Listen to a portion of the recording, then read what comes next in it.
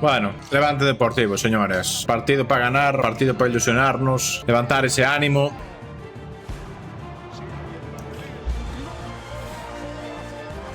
Bueno. Qué bueno eres, Keco.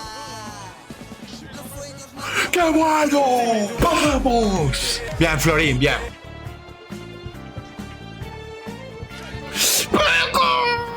Calma, Levante, calma. Necesitábamos un toque de atención para espabilar. Vimos un poco tristes, pero rápido subimos, ¿eh? Bien, López, qué bien.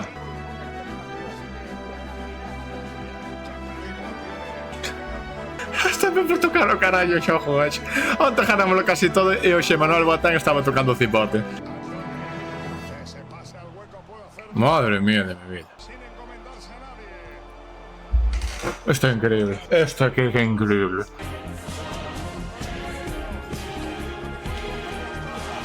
Dios mío de mi vida. Dios mío de mi vida. Es que me parece increíble esta. Lo intenta. Y con este marcador damos por concluido el encuentro.